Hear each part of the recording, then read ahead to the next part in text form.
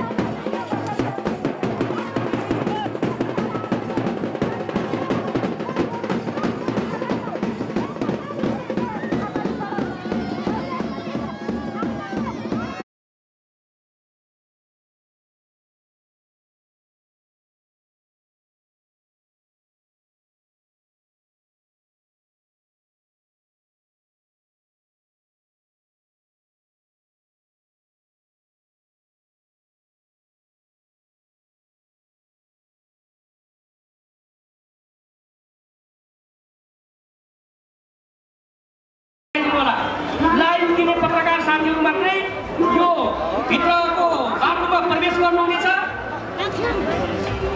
यो टोलीभन्दा भित्र लाइभ दिने साथीहरू पत्रकार साथीहरूलाई मात्रै प्रवेश गराइदिनु होला।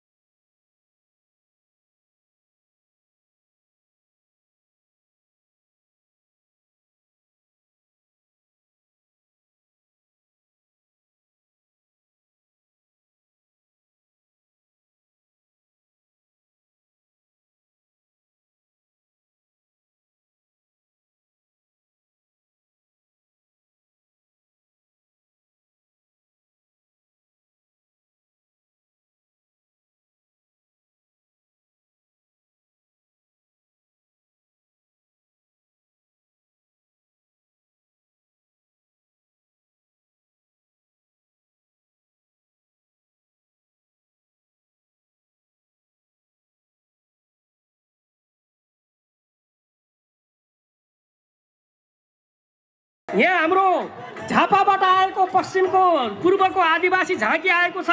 साथीहरूले त्यो झाँकीलाई मञ्चमा ल्याइदिन अनुरोध गर्छु। म झाँकी प्रस्तुत गरिराख्ने कार्यक्रम छ हाम्रो। आएका झाँकीहरू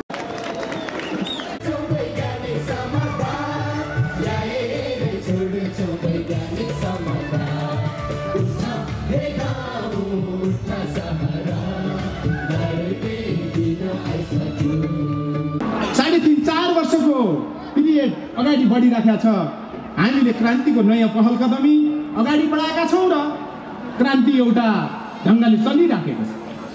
नेपाली क्रान्ति को सेवाको निम्ति, नेपाली क्रान्तिको उठान र यसको विजयको निम्ति त्यो दिन मङ्सिर 8 गते एउटा महान दिनको रूपमा स्थापित भएको छ। यो दिन नेपालका श्रमजीवी जनताको मुक्तिको नेतृत्व गर्ने पार्टी निर्माणको दिनको रूपमा स्थापित भएको छ। विगतका कम्युनिस्ट आन्दोलनका सबै खराबी र पछिल्लो दिनमा माओवादी जनयुद्धमा देखिएको प्रचण्ड बाबुरामजीको खराबीका विरुद्धमा सङ्घर्ष गर्ने र 10 वर्षका जनयुद्धका उपलब्धिहरूको रक्षा गरेर बाँकी नयाँ ढङ्गले नेपालमा क्रान्तिको प्रक्रियालाई अगाडि बढाउने र क्रान्ति सम्पन्न गर्ने उद्देश्यका साथ यो पार्टी स्थापित गरिएको छ। त्यसो भएको हुनाले आदरणीय जनसमुदाय, यो पार्टी नेपाली क्रान्ति सम्पन्न गर्ने दृष्टिले मात्रै महत्त्वको छैन। यो पार्टी निर्माणको दिन विश्व सर्वहारा क्रान्तिको सेवा गर्ने र विश्व सर्वहारा वर्गलाई मद्दत गर्ने दृष्टिले पनि धेरै महत्त्वको छ। यति मात्रै होइन, विश्वका सबै संशोधनवादीहरू र नेपालका पछिल्लो नेपालको कम्युनिस्ट आन्दोलनमा देखिएका विचारधारात्मक भड्का र दक्षिणपन्थी संशोधनवाद र पछिल्लो दिनमा प्रचण्डको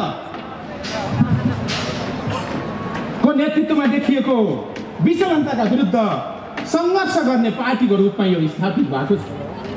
त्यसो भएको हुँदा आदरणीय जनसमुदायहरू, यो पार्टी नेपाल राष्ट्रको प्रतिनिधि पार्टीको रूपमा स्थापित भएको छ। यो पार्टी नेपाली जनताको आफ्नै पार्टीको रूपमा, नेपाली जनतालाई माया गर्ने पार्टीको रूपमा, नेपाली जनताको संरक्षण गर्ने पार्टीको रूपमा, नेपाली जनताको मुक्तिको निम्ति लड्ने पार्टीको रूपमा स्थापित भएको छ। त्यसकारणले मैले यहाँलाई भने यो एउटा महान, एउटा ऐतिहासिक अवसरलाई पारे हामीले आजको यो कार्यक्रम जो आयोजना गऱ्यौँ, यसलाई सप्ताहव्यापी रूपमा यसको तयारीको कार्यक्रम पनि हामीले राखेका थियौँ। सप्ताहव्यापी एउटा उत्सवको रूपमा नेपालका सबै कम्युनिस्ट क्रान्तिकारीहरूको निम्ति, नेपालका सबै श्रमजीवी जनताको निम्ति, यो देशको राष्ट्रको मुक्ति चाहने राष्ट्रवादीहरूको निम्ति, सच्चा गणतन्त्र चाहने गणतन्त्रवादीहरूको निम्ति, समाजमा सामाजिक दृष्टिले उत्पीडनमा परेका सबै सामाजिक सेक्टरको निम्ति एउटा महान पर्वको रूपमा यो दिनलाई स्थापित गर्ने उद्देश्यसहित हामीले यो आयोजना गऱ्यौँ। यो कार्यक्रममा तपाईँहरू धेरै ठुलो दुःख कष्टलाई सामना गरेर यो कार्यक्रमको पछिल्लो तयारीलाई घनीभूत गरेर देशैभरि त्यसका गतिविधिहरू अगाडि जाँदा यसको खिलाफमा खडा भएको अहिलेको सरकार, ओलीजीको सरकार, प्रचण्ड ओलीजीको पार्टी, जसले काठमाडौँमा यो कार्यक्रम नहोस् भन्ने चाहन्थ्यो, यो बिचमा यति धेरै षड्यन्त्र भए तपाईँले विचार गर्नुभएको छ।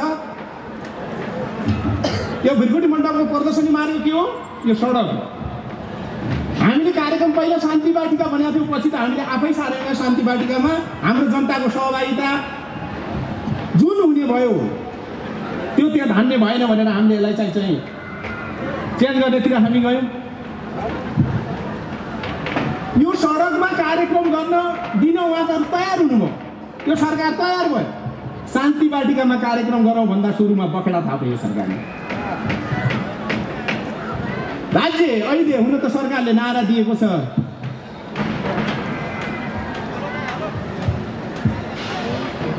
सुखी नेपालीको, समृद्ध नेपालको नारा दिइरहेछ। सुखी नेपाली र समृद्ध नेपालको नारा दिने सरकारसँग एउटा सार्वजनिक देशको राजधानीमा एउटा सार्वजनिक कार्यक्रम गर्ने स्थान उपलब्ध गराउने क्षमता पनि छैन। तपाईँहरूले हेर्नु भएको छ, खुला बन्छ सार्वजनिक ठाउँ, सार्वजनिक कार्यक्रमहरू आयोजना गरिने स्थल, त्यो स्थलमा सरकारले अहिले दरबार हाई स्कुलका विद्यार्थीहरूले पढाउने स्कुल बनाएको छ।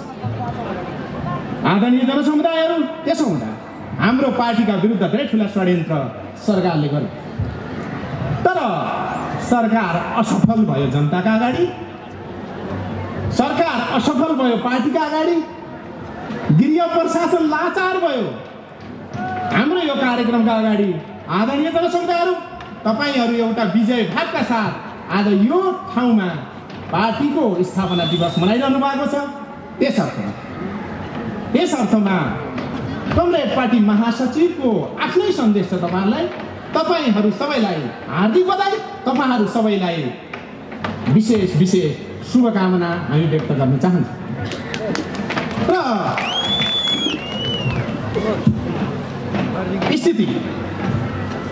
स्थिति देशको धेरै जटिल छ। मैले अघि भने यो जटिलताका बीचबाट हामी अगाडि बढ्छौँ। तपाईँ हाम्रो काँधमा धेरै ठुला जिम्मेवारी छन्। त्यो जिम्मेवारी पुरा गर्नको निम्ति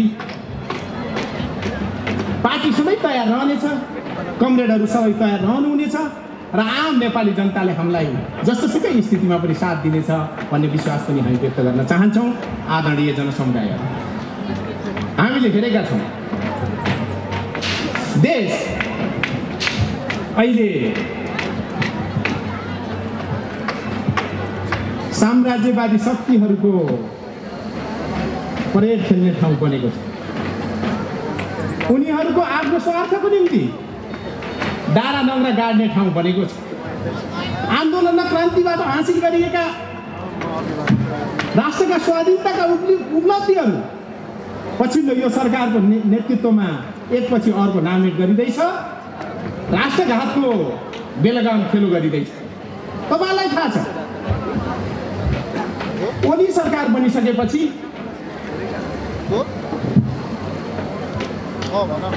विगतमा जनताले लामो सङ्घर्ष गरेर रोकेका राष्ट्रघाती सन्धि सम्झौताहरूलाई प्याकेजमा सम्झौता गरेर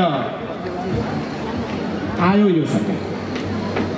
त्यसपछि थुप्रै राष्ट्रघाती प्रोजेक्टहरू अगाडि बढाउने मूर्खता पनि गरियो। तपाईँले हेर्नु भएको छ, देश अहिले झनै विदेशीको नियन्त्रणमा जस्तो, साम्राज्यवादीहरूको नियन्त्रणमा जस्तो, भारतीय शासकहरूको नियन्त्रणमा जस्तो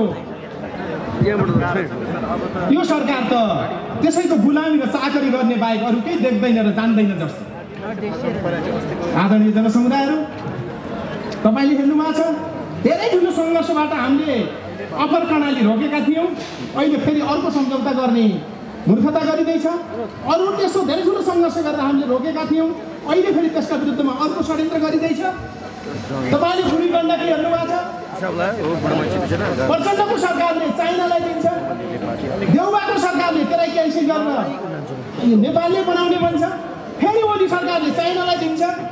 पुरा खेल चाहिँ राष्ट्रका विरुद्धमा, राष्ट्रियताका विरुद्धमा भइरहेको छ। अर्को चित्र तपाईँले हेर्नुभयो भने आफ्नो कुर्सीको निम्ति र आफ्नो पदको निम्ति राष्ट्रलाई दाउमा राख्ने, राष्ट्रका साधन स्रोतहरू विदेशीहरूको पाउमा चढाउने र आफू शासक बन्ने असाध्यै घृणित खेल शासकहरूले गरिराखेका छन्। त्यसो भएको हुनाले राष्ट्रियता यति धेरै सङ्कटमा परेको छ, राष्ट्रको जीवनमा यति ठुलो जटिलता आएको छ। तपाईँले हेर्नु भएको छ, आम नेपाली जनता अहिले हाम्रो देश रहन्छ कि रहँदैन भन्ने चिन्ता गरिराखेका छन्। हाम्रो देशको अवस्था के हुन्छ भन्ने चिन्ता गरिराखेका छन्। यो देशलाई टुक्रा टुक्रा बनाउने ठुल्ठुला षड्यन्त्रहरू बाहिरबाट चलिरहेका छन् र देशभित्रबाट पनि ती तत्त्वहरू क्रियाशील छन्। तराईलाई अलगै बनाउने, हिमाललाई अलगै बनाउने, बीचलाई अलगै बनाउने यी खेलहरू पनि चलिराखेका छन्। त्यसो हुँदा आदरणीय जनसमुदायहरू, राष्ट्रघात डरलाग्दो ढङ्गले आउन थालेको छ। त्यसो भएको हुँदा तपाईँ हामी सबै नेपाली जनतालाई मैले के अपिल गर्न चाहन्छु भन्दा, हाम्रो राष्ट्रको स्वाधीनताको निम्ति र हाम्रो राष्ट्रको मुक्तिको निम्ति नेपाल कम्युनिस्ट पार्टी छ। शासक वर्गहरूले के राम्रोसँग ध्यान दिइराखेको हुन्छ भन्दा, आफ्नो राष्ट्रघाती कदमलाई नसच्याउने हो भने, आफ्नो राष्ट्रघातलाई प्रायश्चित नगर्ने हो भनेपछि, नेपाली जनता र नेपाल राष्ट्रका विरुद्ध गरेको अपराधलाई प्रायश्चित नगर्ने हो भनेपछि नेपाली जनता आफ्नो राष्ट्रिय स्वाधीनताको निम्ति, आफ्नो राष्ट्रको मुक्तिको निम्ति सबै राष्ट्रिय सेनामा बदलिनेछ। यो देशमा राष्ट्रघाती तत्त्वहरूको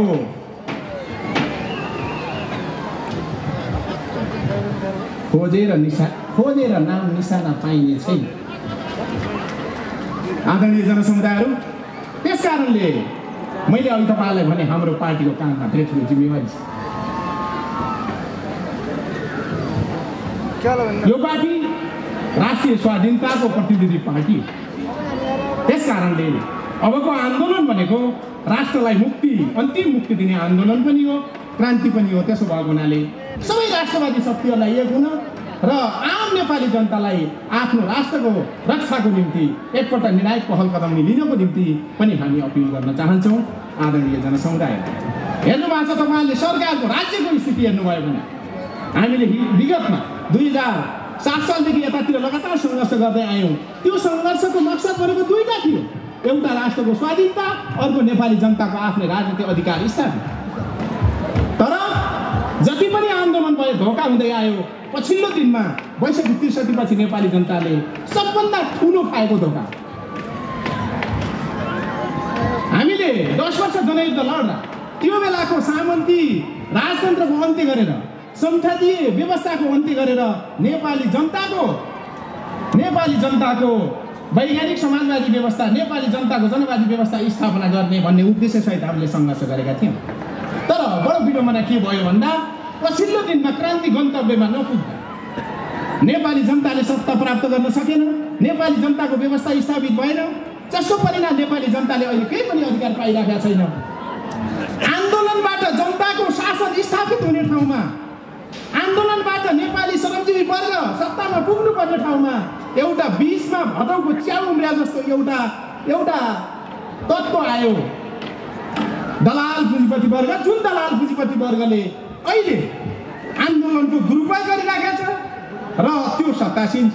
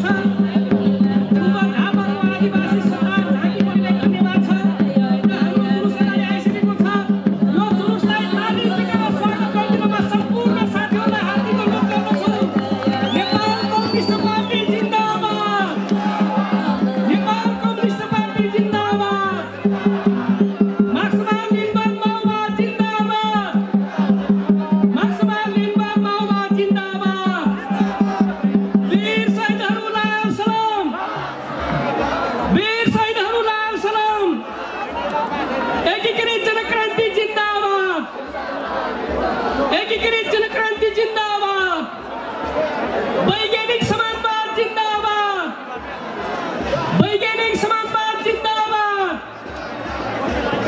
साथीहरू, हाम्रो मूल जुलुस पछाडिबाट उत्साहपूर्ण ढङ्गले अगाडि आइरहेको छ र त्यो मूल जुलुसको नेतृत्व हाम्रो पार्टीका प्रवक्ता कमरेड प्रकाण्डले गरिराख्नु भएको छ र हामीले देखिरहेका छौँ एउटा झाँकी। त्यो झाँकीलाई पनि साथीहरूले मञ्चमा प्रवेश गराइदिनु होला र हाम्रो नेतृत्वलाई पनि सहजतापूर्वक मञ्चमा आउने वातावरण सबै स्वयंसेवक साथीहरूले गरिदिनु हुनेछ र पछाडि रहेका साथीहरूलाई पनि आफ्नो ठाउँमा संयमतापूर्वक धैर्यतापूर्वक बस्दिन हामी अनुरोध गर्दछौँ र हाम्रो मूल जुलुस पछाडि राता झन्डाहरू सहित राता मान्छेहरू सहित आएको छ। त्यसकारण सबैले स्वागत अभिनन्दन गरिदिनु होला।